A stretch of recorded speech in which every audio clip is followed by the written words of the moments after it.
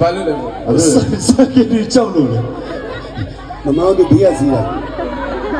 အခုမကြဆိုင်ကယ်ဒီရလာလို့တို့ရှောင်ရမယ်ထင်လို့လားတခါလေးဖက်တိုက်တာအခုတလုံးမဲ့ချက်ထားလိုက်မန္တလေးမှာဆိုင်ကယ်စပိတ်စီးချင်းတလုံးမဲ့ချက်ထားလိုက် sorry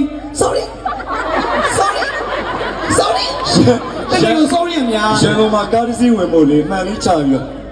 တော့ဒီမှာတော့လှုပ်ရှားမလို့ဘောရေးစီးပါဆိုပူဆိုးတယ်ဗျ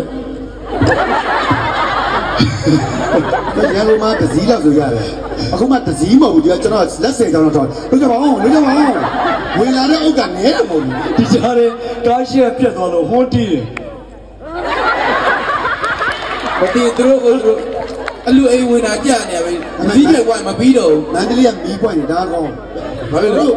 ရန်ကုန်မှာဆိုခွေကျော်ဆိုရင်ဟိုဘက်ဒီဘက်ဒီလိုခရောစင်သွားတာဟုတ်တယ်အဲ့လိုမဟုတ်ဘူးဟိုဘက်ကလာတော့ဒီဘက်ကလာအခုပြုံပြီးတော့ခွေကျော်ရတာနေပြီမနေတိုးရတယ်ရန်ကုန်မှာကားမောင်းတာဖမ်းမခံအောင်မန္တလေးရောက်မှာဖမ်း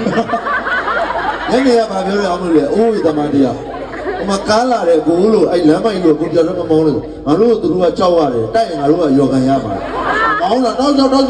လေရပြီခွာမောင်းဘူးတော့ကျွန်တော်ကြီးကျူးတယ်ကျွန်တော်ရစီကလန်စီကတင်းတင်းဆရာကြီးရှိရတော့မှာသူတို့တွေကိုကွိတ်ကောက်ပြီးရှောင်းမောင်းနိုင်တဲ့စကေးကစကေးမို့အဲ့ဒီတော့ဘူးရှိတယ်ဗျတရားနဲ့တရားမန်းလေးတွေခီးလုံးနေတာတကယ်ပြောတာအရှိမဖမ်းတယ်ဆိုဟဲ့အဲ့ဒီကအချက်ပြနေတယ်ဒီလို